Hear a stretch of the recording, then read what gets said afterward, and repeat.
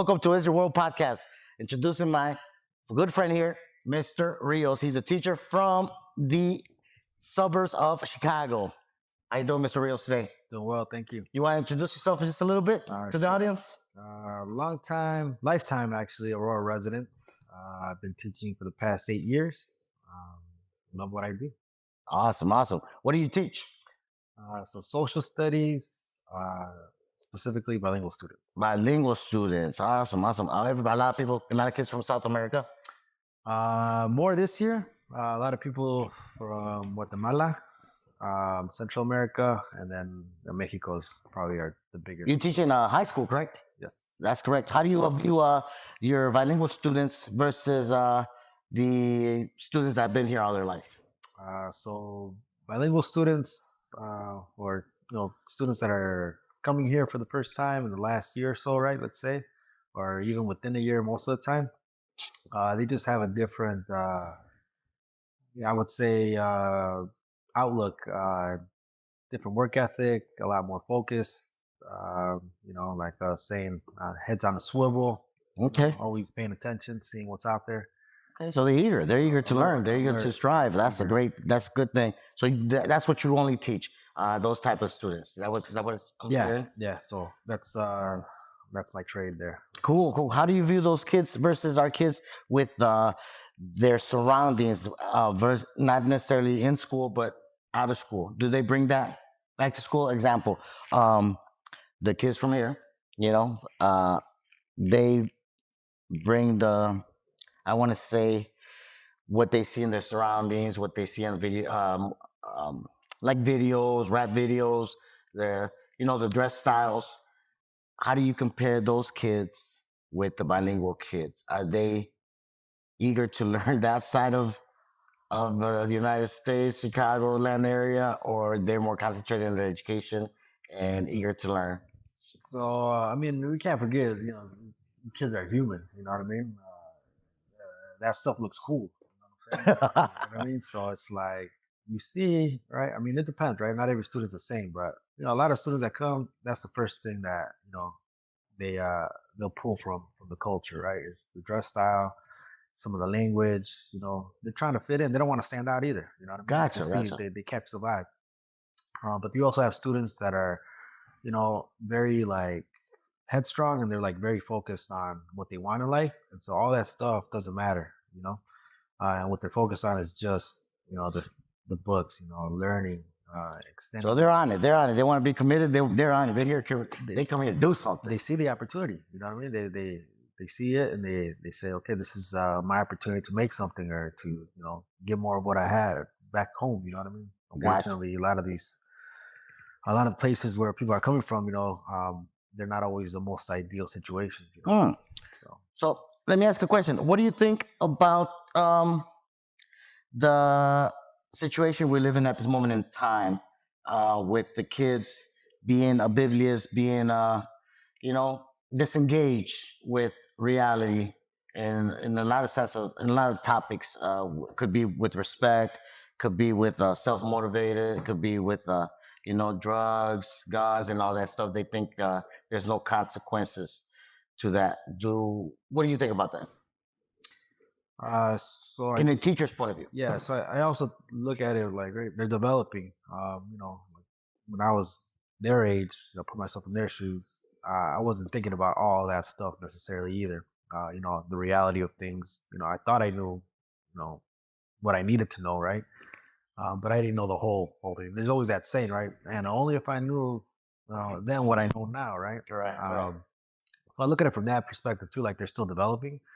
And like I said, I don't know if I'm one of those old heads now. You know what I mean? Where it's thinking like, these kids are, there's no respect there and this kind of thing. But thinking back at the way I was, kids nowadays, I feel like there's obviously some of that. A lot of students do have respect, but then there's also a good group that doesn't really perceive the consequences, or doesn't think about the consequences. Gotcha. Did your parents give you the respect? Show you the respect that they give you one of these? Oh yeah. Chanclazos, I would say, in the Latin house. Old school, yeah. That's what a lot of kids need that down. Then we can't do that anymore. You go to jail if you lay a hand on your kids. Um, so my next question would be the respect point of view. So you got that from your parents. The oblivious, this new generation that we're seeing with no consequences. What do you think in the school perspective? Are you guys showing them there is consequences for their actions? Yeah, so there's two ways of disciplining, or maybe there's more, but there's two ways that I kind of think about disciplining, right? There's that the punishment side, right? You do something wrong, we punish you. And I think that one we have to be careful with, just because we're also, I guess, perpetuating the system.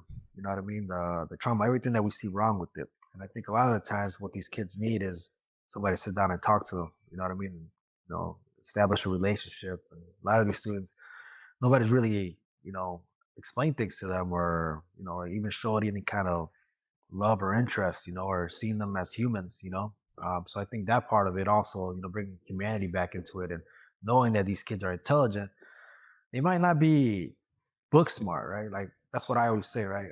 You're born intelligent, right? The intelligence you have, that's what you're born with, right? Not all these.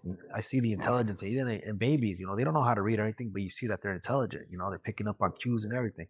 So these kids are intelligent.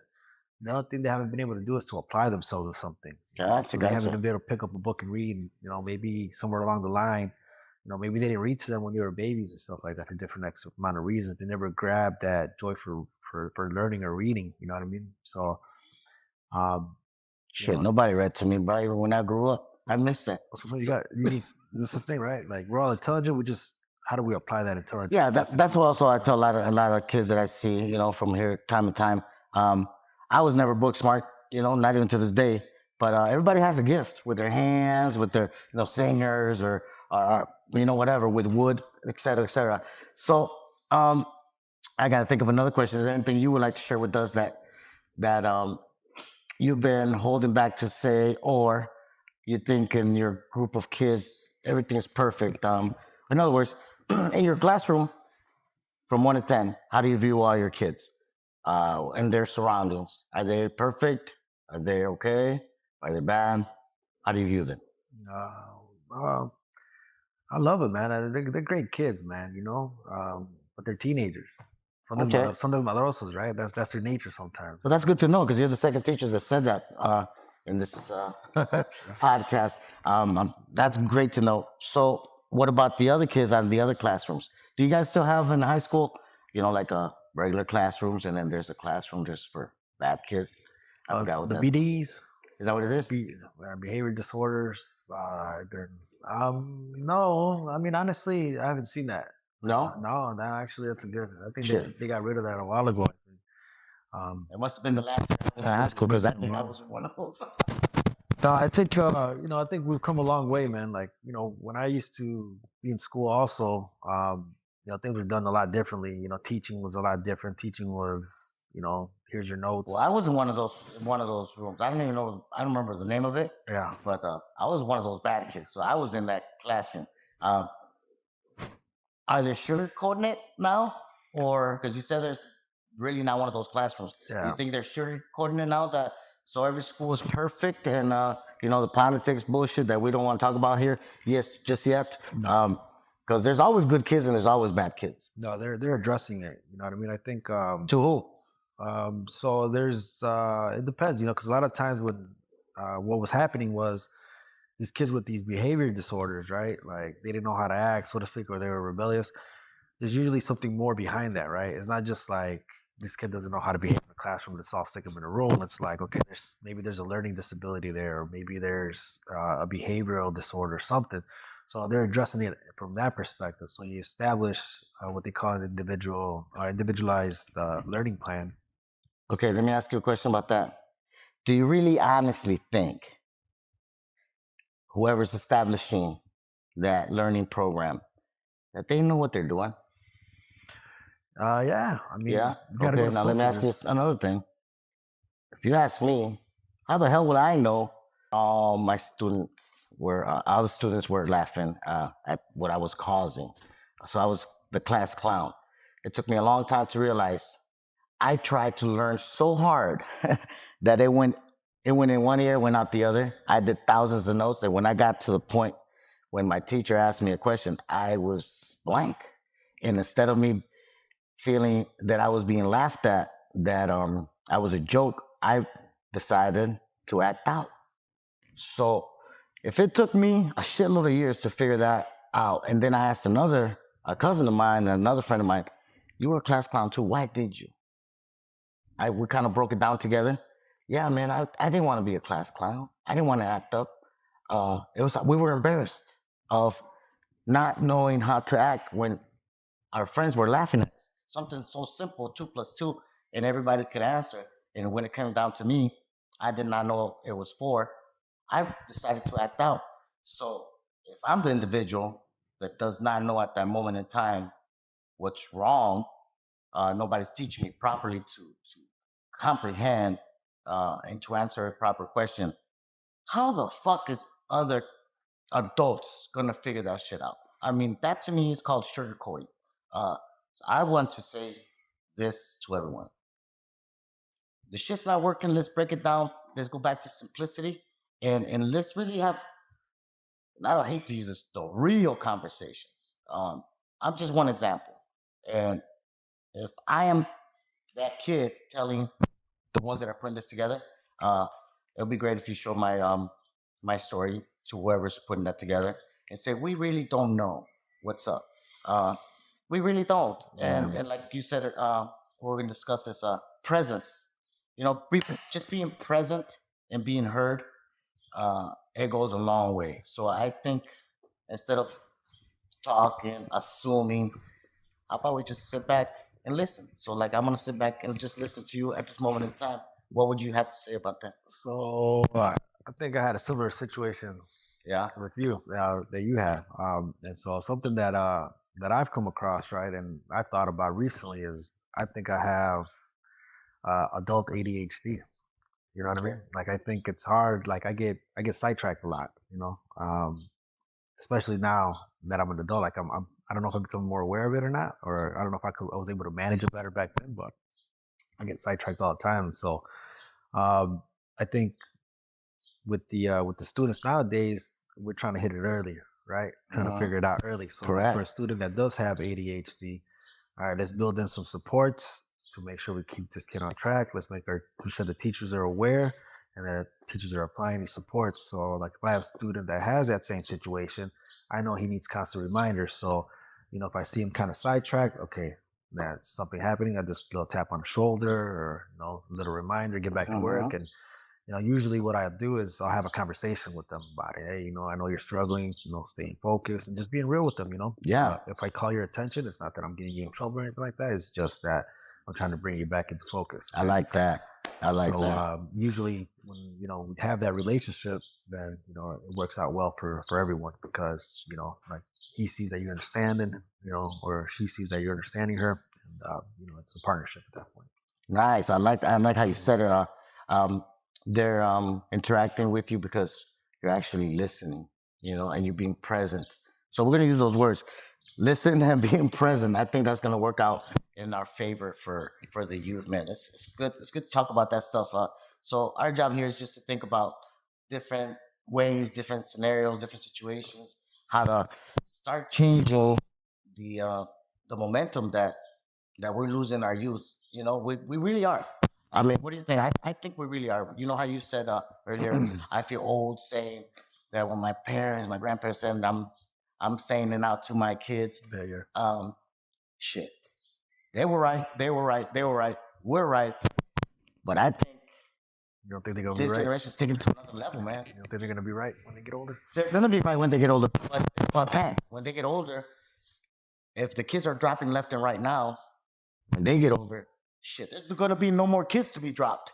So that's what we have to do our job here, to start, being present and start listening and let our voices being heard through you guys. Let's make a change. We're here to fucking make a change. That's whole. This is the whole thing about this podcast. We're not always going to be right, right? No one is. No one's perfect. But we're here to fucking make a change. And let's just speak to the adults and these perspectives, this different changes. We got to start doing something. Anything else you'd like to share with us? So just thinking about everything, taking your podcast into consideration. So I love it because it seems like education is the world unto itself. The high school parents don't know what's going on in the high school. Parents don't know what's going on with their kids' education, that kind of thing. So what this is doing, I feel like it's opening up that world to everybody else, to the public. 'Cause there's a Yeah. lot of misinformation out there. It sounds like, I shared with you earlier my experience when I first became a teacher and what I thought it was going to be to the reality that I experienced and what teaching actually is. And so, I mean, there's a lot of just, I guess the message I would want to give is just for people to be aware that there's a lot of good people out there trying to make good change, positive change, like you're saying. What we're struggling with is how do we do it, and then when we want to make change, sometimes we feel like our hands are tied. We can't do it, you know what I mean, because of X reason or, just Technicalities district and all that policy or, bullshit. Yeah. right. So, Yeah, man. We're gonna we're doing something. Put it that yeah, way. yeah. We're doing something. You're doing something just by listening to what we have in mind. We don't have all the answers. If you have anything you like to share, the website's there. You can, write us, let us know, be in the podcast, whatever you like to do. But we're here to make a change, man. Listen, brother, it was a pleasure. You're welcome back anytime. This is your house. Great to meet you. Thanks for having me, brother. Appreciate And you. give it a thumbs up. You know what to do. This is It's Your World podcast. Our humble selves are here to let you guys know that no, but peace and love. Thank y'all.